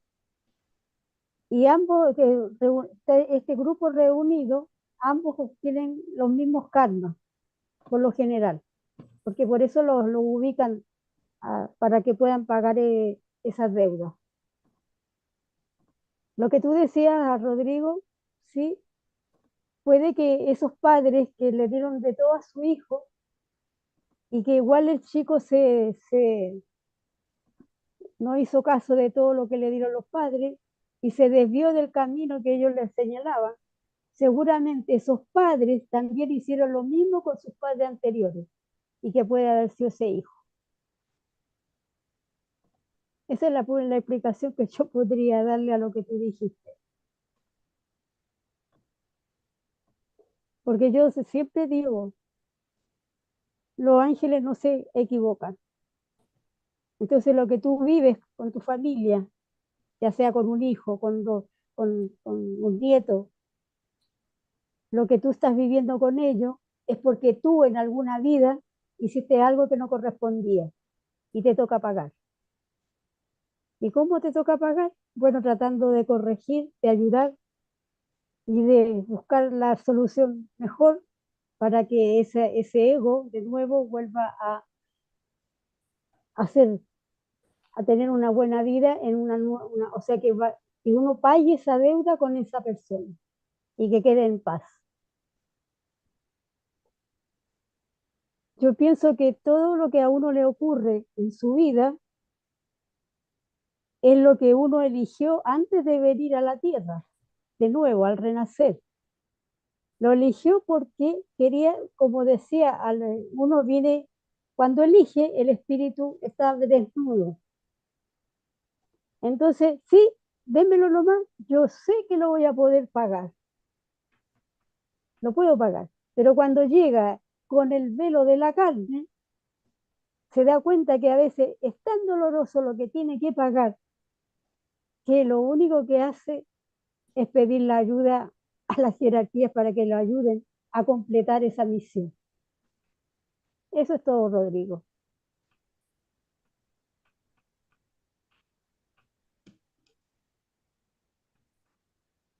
Y sabemos que nadie en esta vida se la lleva peladitas. Todos tenemos que sufrir, todos tenemos algún momento de alegría, etcétera, etcétera, etcétera. ¿Qué opinan, amigos? Marco, tú te ríes. No, Ay, ma. es muy serio todos estos temas que estamos tratando. Sí, son muy serios, la verdad. ¿Y qué es lo que ocurre, Marco? Que uno a veces se siente tan avasallada que lo único que hace es mirar hacia arriba. Nada más. El problema es lo que yo siempre digo, no hemos interiorizado las enseñanzas. Siempre que estamos en una situación dura, lo primero que decimos, ¿por qué a mí? ¿Por qué yo? ¿Qué hice yo para merecerme esto? Porque estamos comparando con esta vida que quizás hemos sido mejor que en las anteriores. Entonces, cuando interioricemos que no nos van o sea, el juicio no es de esta sola vida que tenemos, sino de todas las anteriores que hicimos. Y cuando nos demos cuenta de que en realidad todo lo que tenemos es por merecimiento, por causas generadas en otras vidas, entonces vamos a asimilar mejor la situación, la vamos a entender mejor y la vamos a llevar mejor. Así es. Porque siempre que nos toca una enfermedad, un sufrimiento, una pérdida, ¿por qué a mí? Pero Dios, ¿qué hice yo para merecerme tanto castigo?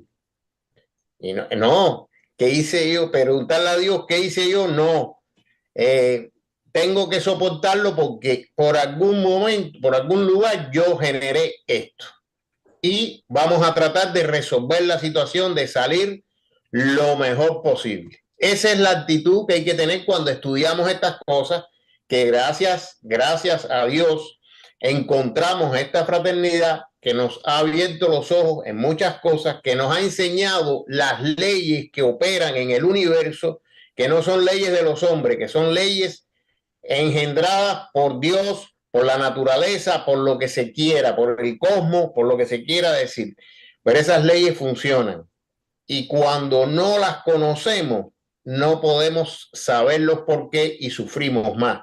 Pero cuando la conocemos, pues tenemos un entendimiento superior y una actuación mucho mejor en consecuencia con las leyes que obran día a día.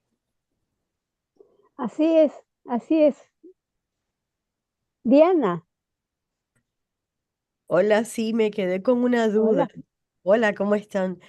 Em, Ahorita me parece que fue Susana que hizo un comentario de que la gente escoge venir en su próxima vida como para, cuando escogen como para tener ese tipo de sufrimiento cuando niño. No sé si lo estoy diciendo correctamente como Susana lo expresó, pero me quedé, esa fue la idea que se me quedó y me quedé con la inquietud de si es así, ¿por qué vamos a escoger entonces en la próxima vida venir para sufrir en la etapa de niñez? ¿Marco o yo? No, no, Lili, la clase es tuya. Mira, Dianita, mira, como decía, los ángeles no se equivocan. Eh, Seguramente ese niño que tú dices que viene a sufrir, que va a sufrir, es porque él como padre en alguna vida hizo sufrir mucho a un hijo, ¿ya? Entonces lo traen a él como niño que sufra lo mismo que él hizo sufrir, para que él pueda pagar que él pueda pagar esa deuda. Sí, Entonces lo ponen ahí con ese hijo que él hizo sufrir. yo entiendo y entiendo lo de, lo de la causa y el efecto. Entiendo que está haciendo funcionar esa ley, pero ¿por qué hacerlo sufrir como niño? ¿Por qué quizás, mm, quizás mejor, por qué no lo paga viendo? Bueno, siempre lo va a hacer, siempre va a haber un niño de por medio. Estaba pensando, ¿por qué entonces no tener ese sufrimiento como padre en vez de sacrificar la niñez de alguien con tanto? Eh, no, no en este caso, cuando es karmático, no. Porque ese niño tiene que aprender lo que él como adulto le hizo a un hijo. Ya, es una experiencia que tiene que pasar, aunque sea como... Es una experiencia que él tiene que pasar, que es para que sepa realmente lo que hizo con ese otro ser. Y él tiene que disculparse con esa persona. Ok, pero entonces eso lo va a entender, Claro, eso es lo eso que lo él va a quiere. entender cuando deje esta vida, esa vida, porque como niño no lo va a entender en ese momento, en el momento de ese proceso. Bueno, cuando él llegue al purgatorio, lo va a Ya, entender. exacto. Ok, bueno, muchas gracias. Quiero hacer un Ok. comentario de eso. Marco, ¿tú querías agregarle algo a Diana para que lo entienda mejor? Sí, Diana, a veces no entendemos por qué un niño debe sufrir y por qué un niño tiene que ir a un orfanato y por qué un niño tiene que ser violado. Pero yo pregunto, ese señor que violó en un orfanato, en una casa de beneficencia, que violó a los niños, fíjate, ¿cómo puede sentir ese sufrimiento en carne propia? ¿Cómo él puede sentirlo?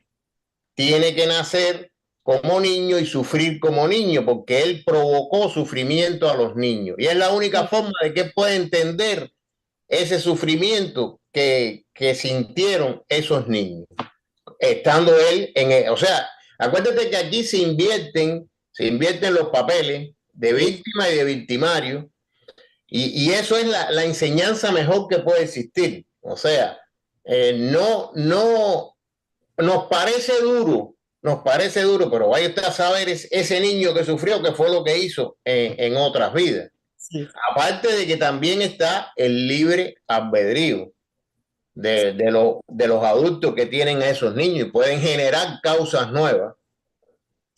Sí, eso yo lo entiendo. Lo que pasa es que se me ocurre también que ese niño cuando se convierta en adulto va a crecer muy posiblemente con unos traumas increíbles, aunque esté pagando karma. Sí, Es muy, sí, pero es muy posible que crezca sí, claro, es con unos posible, es traumas. posible. Quizás encuentre esta escuela y le da la explicación.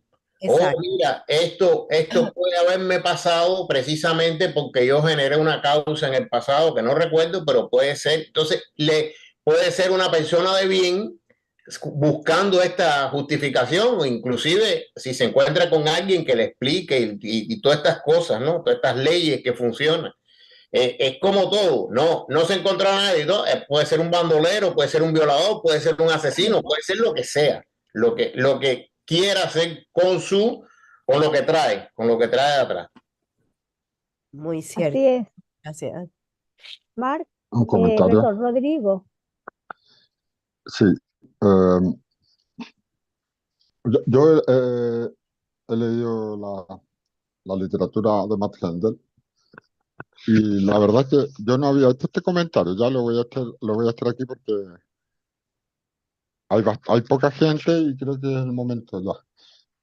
Yo no he encontrado en ninguna parte que Matt Handel en la literatura diga que, por ejemplo, un violador deba ser violado o un ladrón robado, o que exista algo karmático, como se está diciendo aquí, del tipo hindú, donde digamos que se le hace lo mismo al victimario después.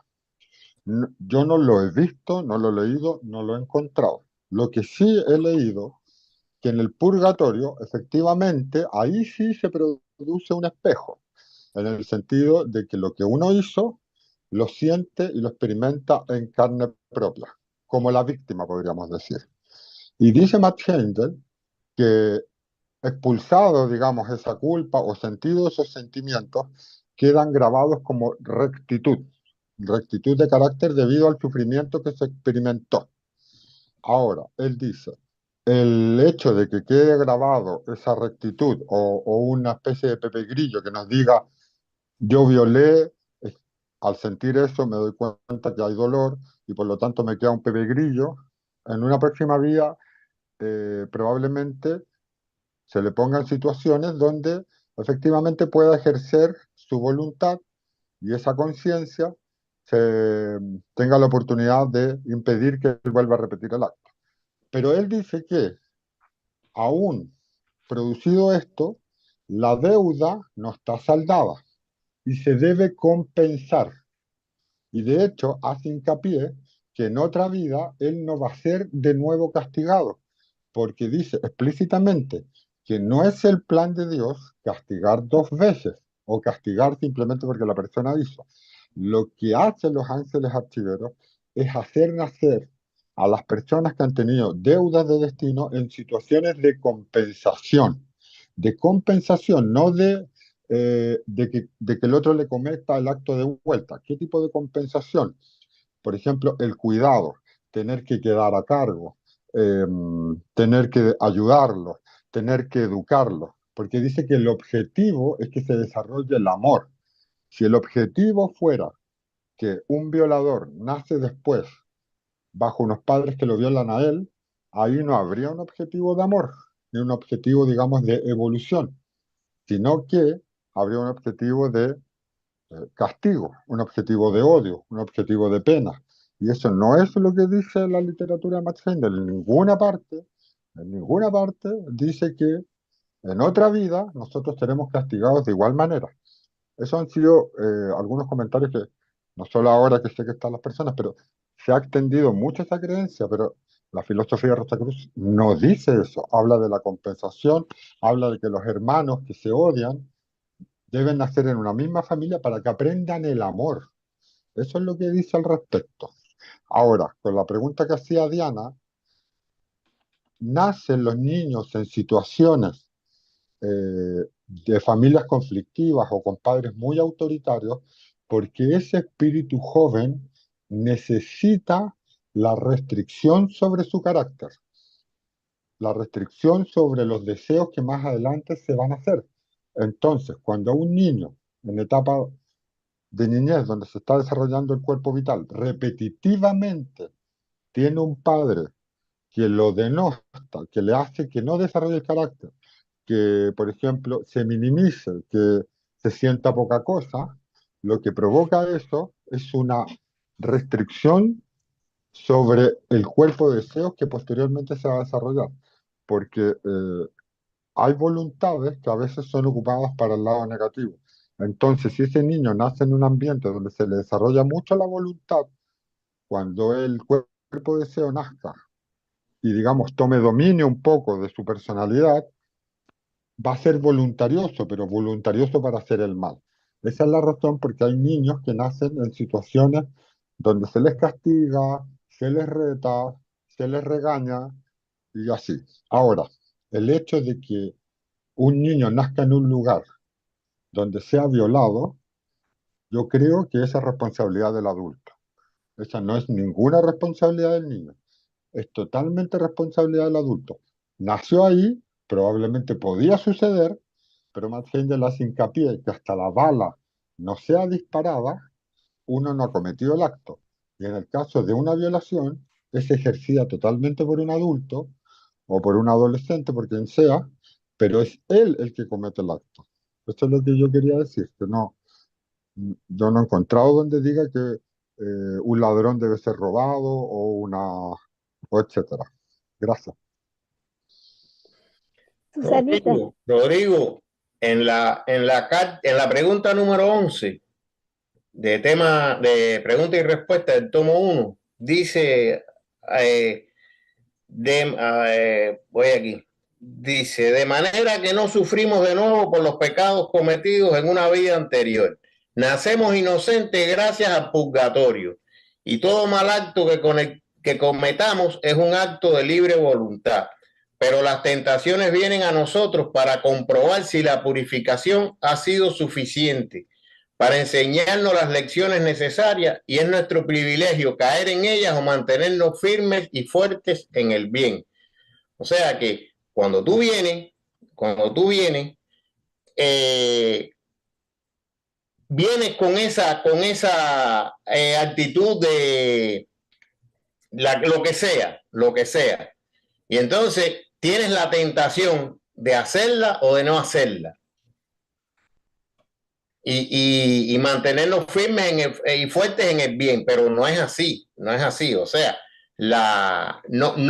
quizás el ejemplo ese de un violador que venga a ser violado no es el mejor, no es lo mejor, pero sí tú vienes con esa y naces en un ambiente que los ángeles archiveros te ponen precisamente para que tú aprendas la lección. Porque si no, no tienen por qué ponerte de hijo de un padre que te asesinó en otra vida para que él te odie y tú tengas que sufrir eso. O sea, no, y sin embargo ocurre. Cuando dos seres se matan, lo vienen como padre e hijo. Y si ese padre rechaza al hijo, el hijo ese, que fue el asesino quizás, o el padre fue el asesino, pues ese hijo sufre y es producto de una deuda, de una causa generada anteriormente. Un pequeño comentario nomás. No es perdón. ojo por ojo y diente por diente, porque en realidad no funciona así, no es así totalmente. Pero sí tú creas una causa que limpias en el purgatorio. En el purgatorio tú la sufres y vienes limpio, pero no vienes puro, vienes con las tendencias y esas tendencias es lo que te hacen o ser malo o ser bueno. por eso, perdón, por eso tú haces la retrospección, Sí, un para pequeño tratar de comentario. Dice, evitarte algunas cosas de esas, ¿ya? Estoy leyendo del principio de educación, de Matt Henry, la educación de los niños, y dice, bueno, esto dice en otras partes, nosotros somos inclinados o atraídos hacia determinada familia y hacia determinado ambiente por la ley de causa y efecto, efectivamente, hay una deuda que compensar, y por la ley de asociación. Entonces, cuando un niño nace en ambientes de personas, por ejemplo, borrachas o drogadictas o con adicciones, es por ley de asociación. Eh, Cuando una persona, un niño, nace en ambientes de lo que sea, es por ley de asociación. Lo mismo que dice ahí que los músicos buscan compañía de otros músicos. Entonces, Pero, hay pero hay Rodrigo, varias cajas. Sí, pero Rodrigo, hay cosas que tú olvidas. Ese niño también trae un cúmulo de karma, de deudas, ¿sí o no? Susanita, No, mira, Lili, yo quería decirle a Rodrigo que sí, en varios libros escritos por Händel, no el concepto, en otros libros sí vienen muchas preguntas, sobre todo en preguntas y respuestas, sobre eso que dice Rodrigo, sí vienen preguntas, pero yo el comentario que quiero, que voy a hacer, lo voy a, después que terminemos la clase y cerremos, si lo que nos quedemos, yo quisiera hacerlo después, no ahora. bien. Entonces, dejémoslo hasta aquí. Voy a compartir pantalla eh, y, perdón, Alberto. No te Alberto, preocupes, quería creo que decir, estamos en el tiempo, así que no es necesario ya. ya, Te agradezco mucho de todas maneras, Lili, pero es mejor ya por beneficio del tiempo. ya. Voy a Alberto, no te compartir, vayas. No, no hay problema.